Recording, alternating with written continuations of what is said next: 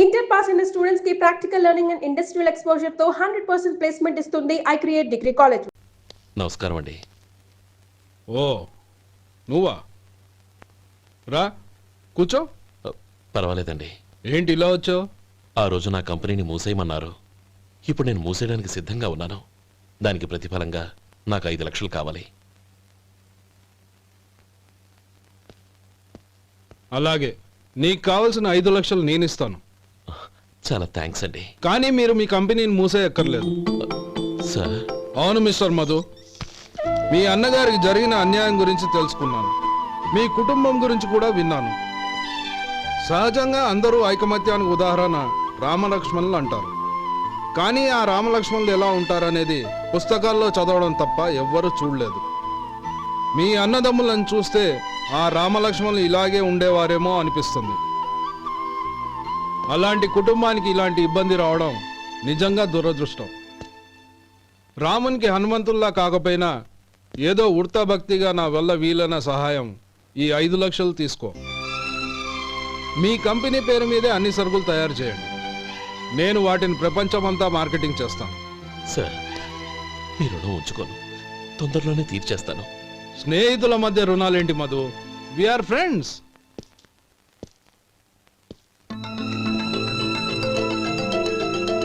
ఏంటే అక్కడ ఆగిపోయావు? రా. నువ్వు మీ అన్నయ్యని అరెస్ట్ చేయడానికి అట్టెళ్ళావు, ఆయన లొంగిపోవడానికి ఇటు వచ్చారు. అవును, యూనిఫామ్ చేత్తో పట్టుకొచ్చావేంటి?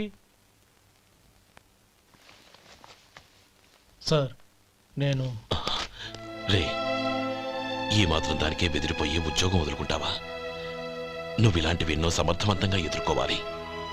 నిన్ను నేను ఎస్పీగా చూడాలి. అది కాదన్నయ్య. ఇంకేం మాట్లాడకు. ఇన్స్పెక్టర్ గారు, నన్ను లాకప్లో పెట్టండి. ఆగండి సార్, ఆ డబ్బు ఎక్కడికి పోలేదు. నేనే తీసి జాగ్రత్త చేశాను. ఈ విషయం అన్నయ్యకి తెలియక బ్యాగులో డబ్బు కనబడకపోవడంతో అది పోయిందనుకున్నాడు. నే పట్నం నుంచి వచ్చేసరికి జరిగిన గొడవంతా తెలిసిందే. రే మధు, జరిగిన దానికి నన్ను క్షమించనయ్యా. ఇంటికి వెళ్ళాక అన్ని వివరంగా చెప్తాను. సార్, ఇదిగోండి 5 లక్షలు.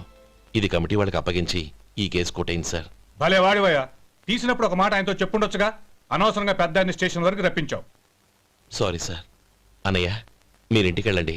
నేను లెక్క అప్ప చెప్పేసి వస్తానండి. అలాగే. ఎలా దెబ్బ కొట్టాలన్నా కుదరటం లేదు. అయినా వీళ్ళకు ఉన్న పళ్ళంగా 5 లక్షలు ఎలా వచ్చాయి? అదే బావా, నాకు అర్థం కావటం లేదు. నీకు అర్థమైతే ఆశ్చర్యపడాలి కానీ అర్థం కాకపోతే ఆశ్చర్యమేముంది? Useless fellow.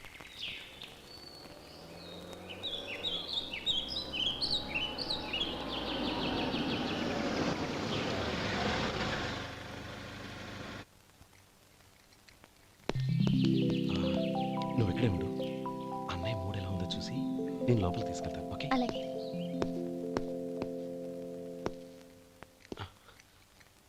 అన్నయ్య, ఏంట్రా? నేను చాలా రోజుల నుంచి నీకు విషయం చెప్తున్నాను, గుర్తుందా? ఏ విషయం? అదే అన్నయ్య, నేను ఓ అమ్మాయిని ఓ అమ్మాయిని లవ్. ఓహో, లవ్ చేస్తున్నావా? ఆ విషయం నువ్వు నాకెప్పుడు చెప్పావురా? ఊళ్ళో అందరూ అనుకుంటుంటే నేను విన్నాను. సారీ అన్నయ్య, నీకు చాన్నాళ్ళుగా చెప్పాలనుకుంటున్నాను కదా, అందువల్ల చెప్పేశానేమో అనుకున్నాను. ఓహో, ఆ అమ్మాయి వచ్చిందన్నయ్య, బయట నిలబడి ఉంది. బయట నిలబెట్టడం ఏమిట్రా? లోపలికి తీసుకురా. అలాగే అన్నయ్య. ఏయ్, అన్నయ్య మంచి మూడ్లో ఉన్నాడు, రా. కమ్.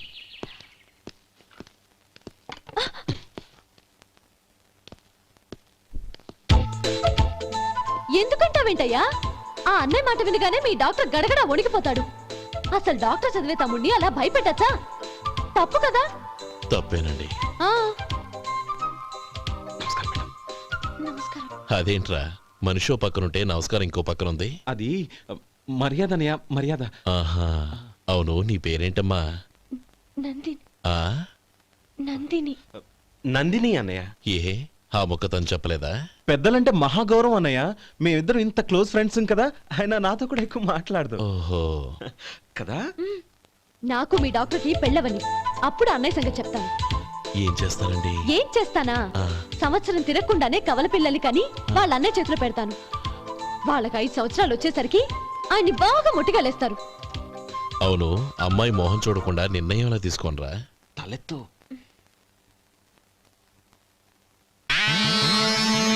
ఏం చెప్తా?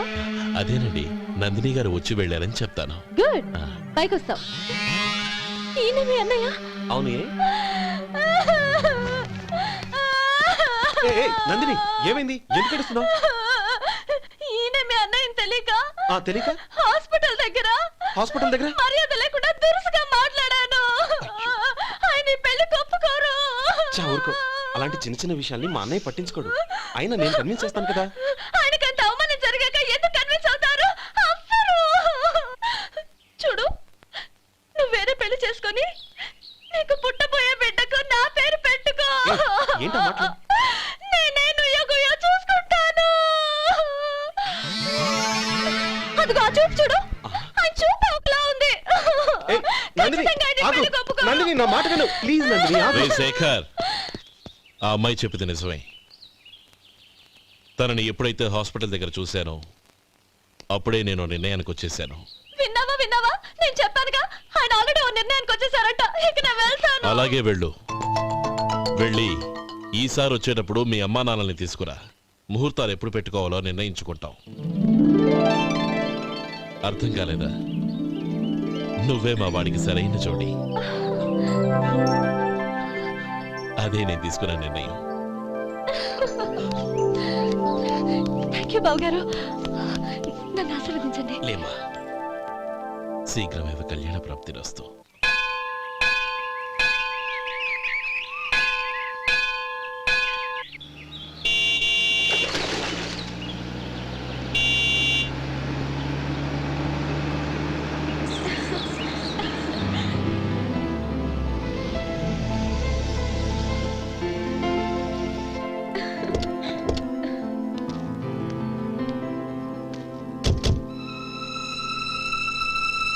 రామా,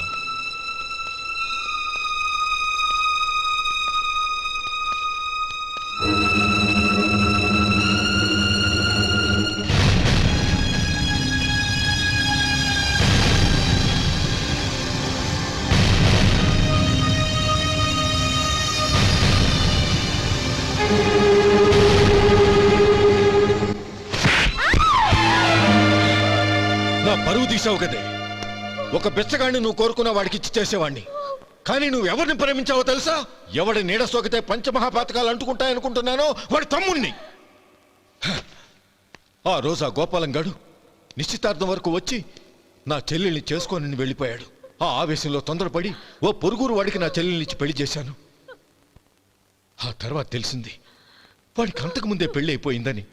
వాడు పెళ్ళైన వాడైనా పర్వాలేదు, పరమ దుర్మార్గుడు. ఇంకొకరిని ప్రేమించిన దానివేగా అని దెప్పి పొడుస్తూ నా చెల్లెలికి మాటలతోనే నరకం చూపించాడు. అటు ప్రేమించిన వాడు దగా చేశాడు, ఇటు చేసుకున్నవాడు కిరాతకుడు.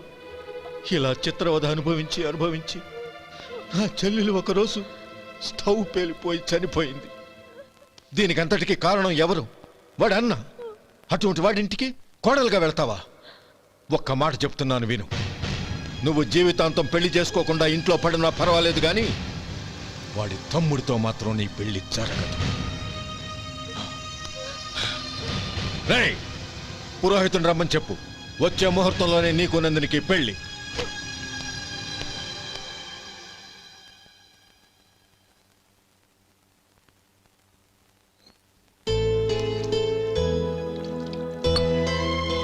ఒరే, అదేంట్రా ఒక ముద్దైనా తినకుండా చేయగడిగేశావు? నాకు ఆకలి కాలేదు నానమ్మ.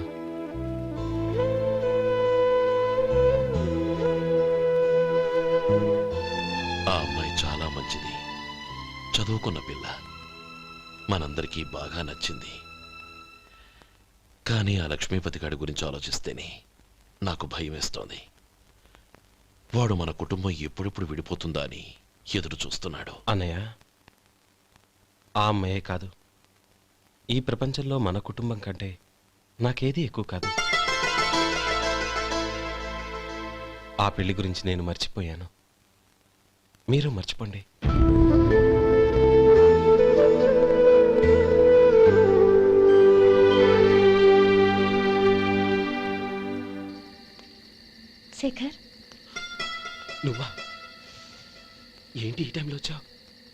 నీతో ఓ విషయం మాట్లాడాలి.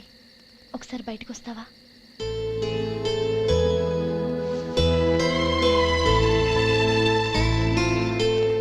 ఏంటి సూట్ కేసుతో వచ్చావు? శేఖర్, మా నాన్న నాకు వేరే పెళ్లి చేయాలని చూస్తున్నాడు. అందుకే నేను నిర్ణయానికి వచ్చాను. మన ఇద్దరం ఎక్కడికైనా పారిపోదాం. చూడు నందిని, ఈ టైంలో నిన్ను నన్ను మా అన్నయ్య చూసాడంటే బాగోదు. నువ్వు వెళ్ళిపో. అన్నయ్య అన్నయ్య అన్నయ్య, ఎప్పుడు మీ అన్నయ్య మాటేనా? నీకు నేను ముఖ్యమా, మీ అన్నయ్య ముఖ్యమా? నాకు మా అన్నయ్య ముఖ్యం. శేఖర్, నీ గుండెల మీద చేయి వేసుకొని చెప్పు, నన్ను మర్చిపోయి నువ్వు సుఖంగా ఉండగలవా? అది నాకు తెలియదు, కానీ మా అన్నయ్యకు తలవంపులు తెచ్చి ఖచ్చితంగా నేను మనశ్శాంతితో ఉండలేను. నా పరిస్థితి అర్థం చేసుకో. దయచేసి మీ నాన్న చూసిన సంబంధం చేసుకుని సుఖంగా ఉండు. చాలా టైం అయింది, ఇంకా బయలుదేరు. నన్ను క్షమించు.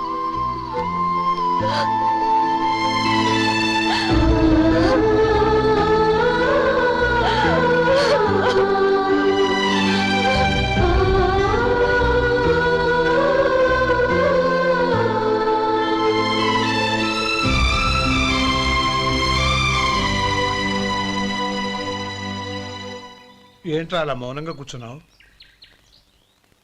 ఏం లేదురా, కోరుకున్న అమ్మాయి రా పారిపోదామని వస్తే మా అన్నయ్య బాధపడే పనేది నేను చెయ్యలేను, నన్ను క్షమించని ఆ అమ్మాయిని పంపించేసేట్రా నా తమ్ముడు.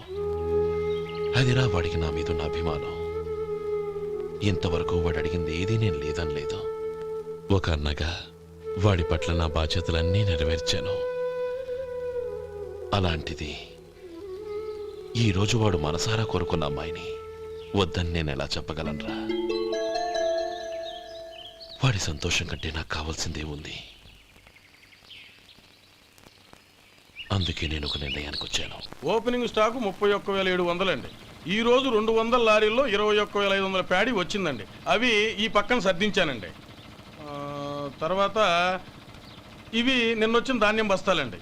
50 లారీల్లో 5,000 బస్తాల బియ్యం బయటకు పంపించామండి. సాయంత్రానికి మన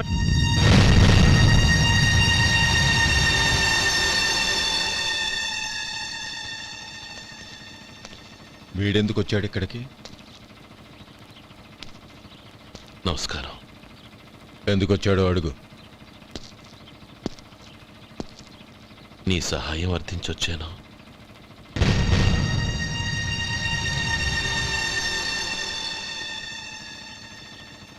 మీరు వెళ్ళండి.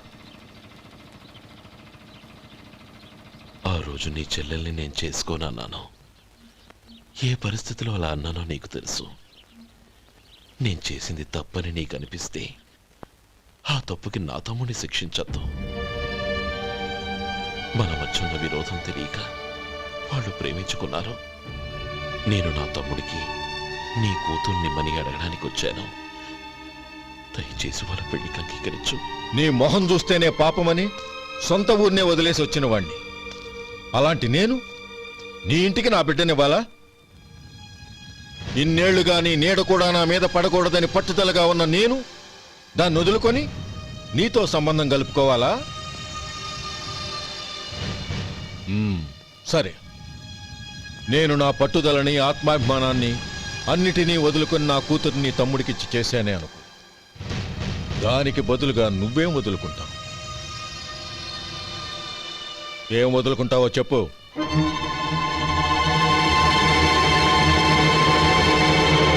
నీ ప్రాణాలు వదులుకుంటావా? అలాగే. నీ ప్రాణం వదిలితే నాకేంట్రా లాభం? నువ్వు దేని మీదైతే ప్రాణాలు పెట్టుకున్నావో దాన్ని వదిలే. నీ తమ్ముళ్ళ మీదగా నువ్వు ప్రాణాలు పెట్టుకున్నావు. ఆ తమ్ముళ్లను వదిలే. అన్న అనే బంధానికి నువ్వు నీళ్లు వదిలేయాలి. ఎప్పుడు నీ తమ్ముడు నా కూతురి మెళ్ళలో తాళి కడతాడో అప్పుడే నీకు నీ తమ్ముళ్లకు ఉన్న అనుబంధం తెగిపోవాలి. నీ తమ్ముడు నా కూతురి మెళ్ళలో తాళి కట్టడానికి ముందే నువ్వు శాశ్వతంగా ఈ ఊరొదిలి వెళ్ళిపోవాలి. వీటన్నిటికీ నువ్వు అంగీకరిస్తేనే ఈ పెళ్లికి నేను అంగీకరిస్తాను.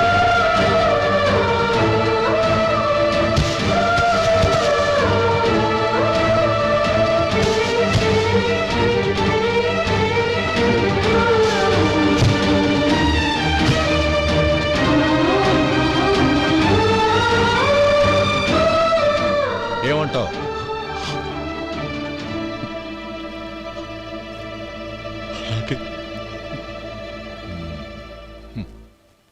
ప్రమాణం చేయి.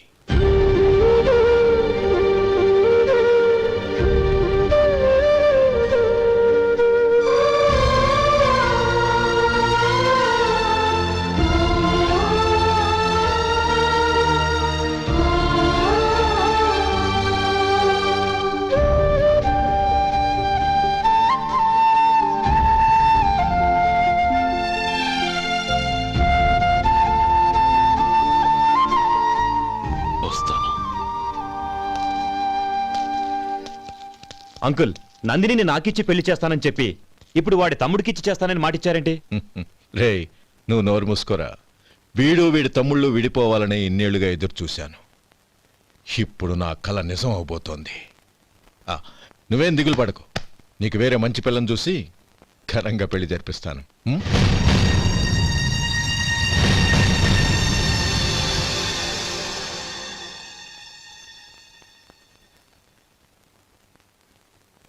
శేఖర్, మధు, నానమ్మా, రే, నువ్వు చాలా అదృష్టవంతుడివిరా.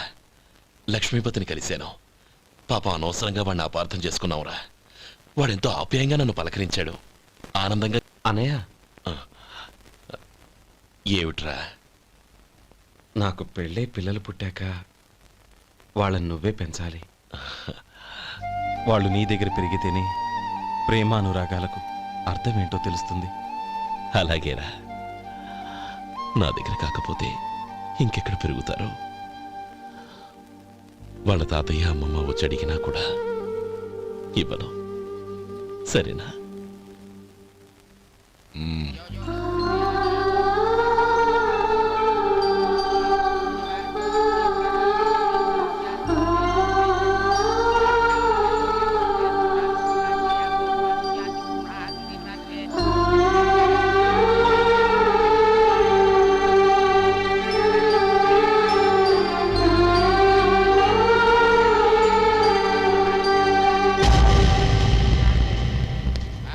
రే గోపాలం, రే రే, మమ్మల్ని అందరినీ వదిలేసి వెళ్ళిపోతున్నావురా?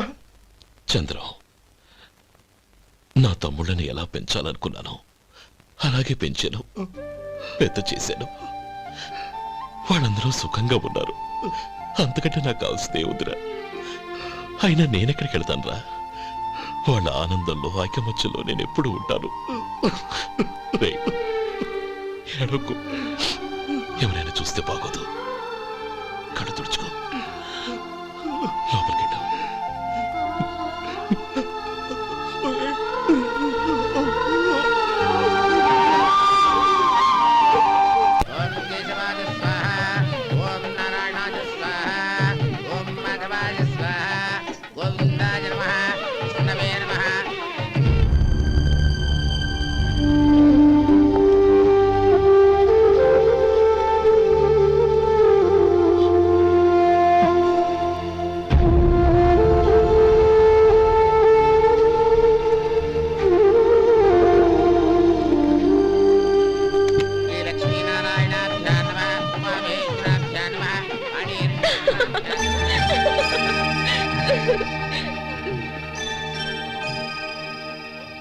మావయ్య, అన్నయ్య ఎక్కడ?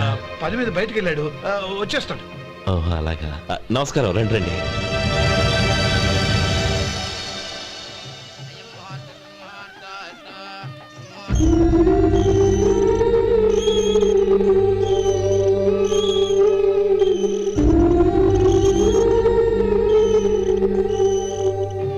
చంద్రం, గోపాలం ఏడ్రా? ఎక్కడా కనపడడం లేదు. ఇందాక నీతో మాట్లాడుతుండగా చూశాను. అది ఎవరినో పిలవడం మర్చిపోయాడంట, అక్కడికి వెళ్ళాడు. ఈ పాటికి వచ్చేస్తుంటాడు. అలాగే.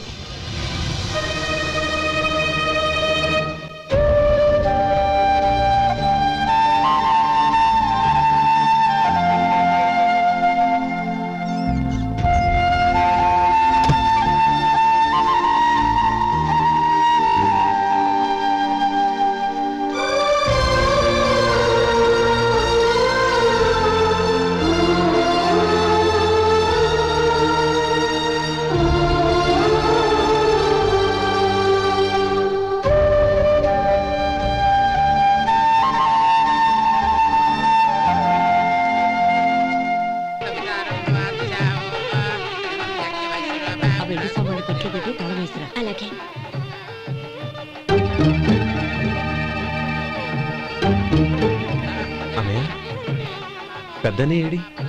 చిన్న పని మీద బయటికి వెళ్ళాడంట, ఇప్పుడు వచ్చేస్తాడు.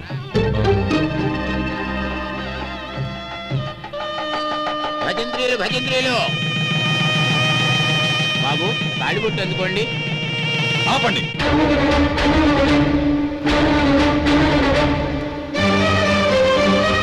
మా అన్నయ్య రానివ్వండి, తర్వాత తాళి కడతాను. అదేంటి బాబు, ఆలస్యం అయితే దుర్ముహూర్తం వచ్చేస్తుంది. మా అన్నయ్య ఎప్పుడు వస్తాడో అప్పుడే నాకు మంచి ముహూర్తం. దుర్ముహూర్తం వచ్చాక తాళి కడితే శుభం కాదు. మా అన్నయ్య లేకుండా చేసే ఏ పనైనా నాకు శుభం కాదు. నేను తాళంటూ కడితే అది మా అన్నయ్య వచ్చిన తర్వాత. ఇక మీ అన్నయ్య రాడు. నువ్వు నోరుమై. ఏంటి నువ్వు అనేది? నేనన్నది పచ్చి నిజం. నా మాట మీద మీకేమైనా అనుమానం ఉంటే అసలు జరిగిందేంటో ఈయన్ని అడగండి. మావయ్య, ఏంటిదంతా? అసలు ఏం జరిగింది? మీరందరూ నన్ను క్షమించండి.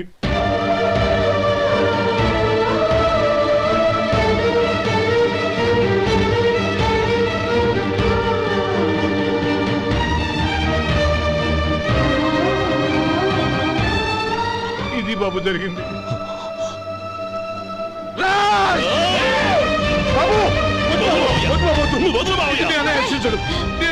అర్థం చేసుకోండి. ఏదైనా గొడవ అయితే మన కుటుంబం గౌరవం ఏమవుతుంది? నా మాట వినండి. ఎంత ఘోరం చేశావు నాన్న. అన్నగారు లేకుండా ఆయనకి జీవితం లేదు, ఆయన లేకుండా నా బతుకి అర్థం లేదు. మా పెళ్లి పేరుతో ఆ దేవుణ్ణి ఎలా శిక్షించడానికి అసలు నీకు మనసు ఎలా వచ్చింది? అది కాదమ్మా. అంతకంటే నాకు ఇంత విషయం ఇచ్చి చంపడొచ్చుగా.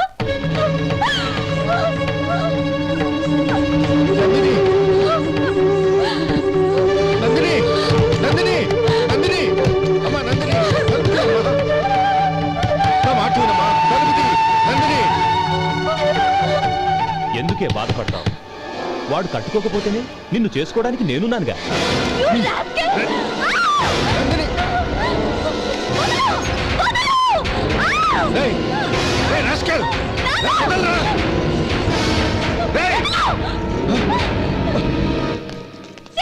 ఏయ్.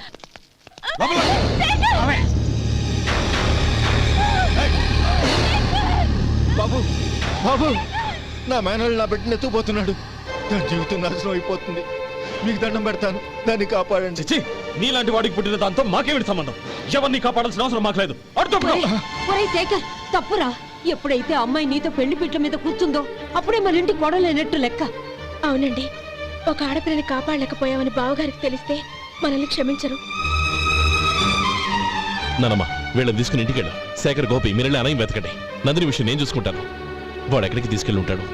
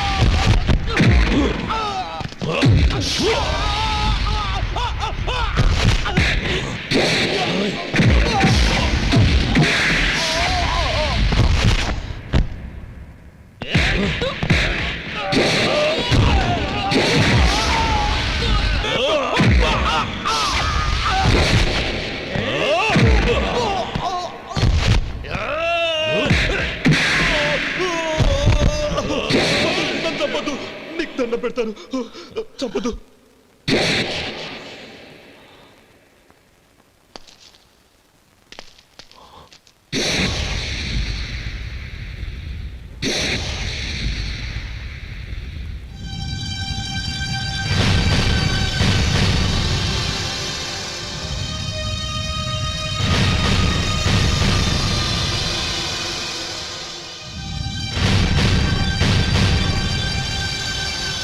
నన్ను క్షమించు లక్ష్మీపతి. ఏ పెళ్లి జరగాలని నేను ఊరు వదిలి వెళ్ళిపోతాం అనుకున్నాను. ఆ పెళ్లి ఆగిపోతుందని తెలిసి ఆగలేక వచ్చాను. నేను వెళ్ళిపోతాను. అయ్యా, ఏమిటిది? లే. నన్ను క్షమించు గోపాలం. ఆ శ్రీరామచంద్రుడు తండ్రి కోరిక మీద అడవులకు వెళ్ళాడు. కానీ తమ్ముళ్ళ క్షేమం కోసం ఊరొదిలి వెళ్తానన్న నువ్వు ఆ రామచంద్రుడి కంటే గొప్పవాడివి. ఏమిట్రా ఇది?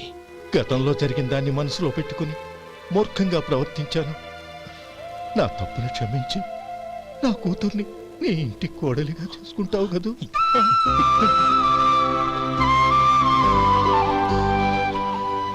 బావా, నా మనసులో ఉన్న కోరిక చెప్పనా? చెప్పు బావా. నాకింకో జన్మంటూ ఉంటే నీ తమ్ముడిగా పుట్టాలనుందిరా. మాలో గిలిలో పండేదంతా పుణ్యమే, మా జాబిలికి ఏడాదంతా పుణ్యమే. ఈ ఇంటికి మా కంటికి మణి దీపం ఈ రూపం, ప్రేమకు ప్రతిరూపం. మాలో గిలిలో పండేదంతా పుణ్యమే, మా జాబిలికి ఏడాది